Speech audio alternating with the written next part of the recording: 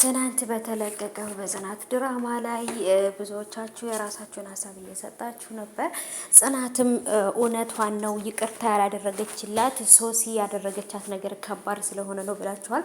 አሁንም ሶሲ የመጣችበትን አላማ ስላላወቅን ይቅርታ አድርጋላት ቤት ብታስገባት ሌላ ከባድ ችግር ይፈጠራል እያላችሁ ነበር ማለት ነው። ኮሜንታችሁ አዎ ትክክል ነው፣ እኔም የተረዳሁት እንደዛ ነው። እሷ ጽናት በጣም ሞኝ ናት። በነገራችን ላይ ሞኝነት ሳይሆን የሆነ በቃ ንጹህ ልብ ነው ያላት እና ሰዎችን ማስከፋት መበደል አትፈልግም እና ከዚህ በፊት ሶሲ ያደረገችላትን ነገር ግን ወይንም ደግሞ ያደረገችባት ነገር ግን በቀላሉ ይቅርታ ልታደርግላት አትችልም ብዬ ነው የማስበው። እና ሰላም ውድ የተከበራችሁ የቻናል ተከታታዮች እንዴት ናችሁልኝ? ከኔ ጋር ሁሉ ሰላም ነው። ሰላማችሁ ብዝት ትርፍ ይበልኝ ባላችሁበት ውድ ቤተሰቦቼ የኔ ውዶች።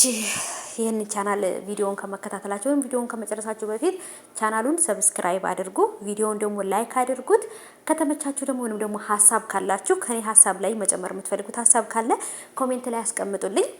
ማንኛውንም ኮሜንት ሀሳብ አስተያየት እቀበላለሁ። ስለዚህ ውዶቼ ሰብስክራይብም አድርጉኝ። በቅርብ ወደ 18000 ልንገባ ነው። ስለዚህ ሰብስክራይብ አድርጉ ማለት ነው ውዶቼ።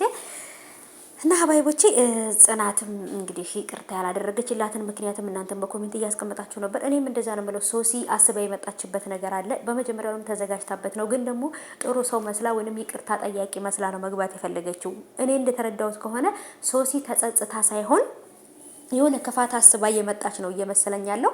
እናንተ ግን ቤተሰቦቼ ስታዩዋት ሶሲን ይቅርታ ለመጠየቅ የመጣች በቃ ማለት እነሱን የበደለቻቸውን በደል ለመካስ የመጣች ነው የሚመስላችሁ ወይንስ ደግሞ ምን ለማድረግ ነው?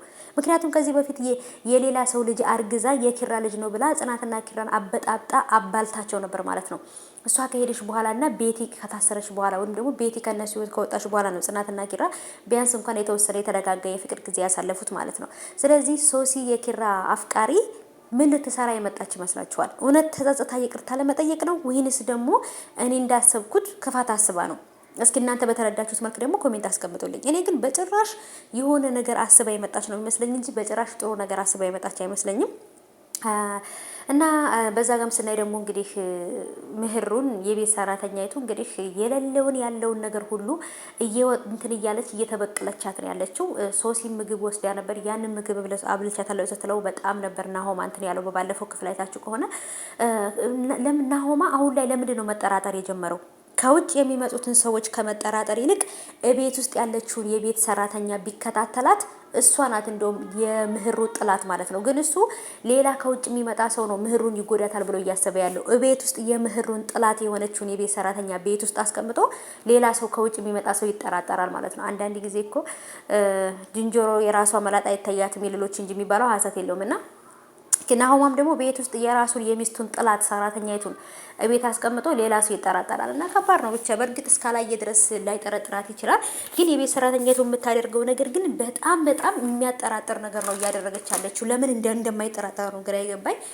እና ወዶቼ ሰኒ ደግሞ እንግዲህ ከዚህ በፊት እንግዲህ ከሰኒ ጋር ያለው ልጅ እስዊትን በድንጋይ መቶት ነበረ፣ ወይም እዛው በወደቀበት ቶት ሰኒን ይዟት የሮጠው ያመለጠው ማለት ነው።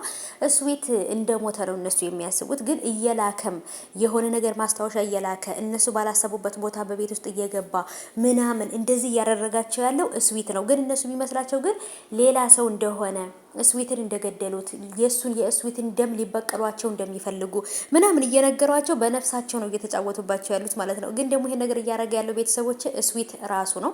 ምክንያቱም እስዊት አልሞተም።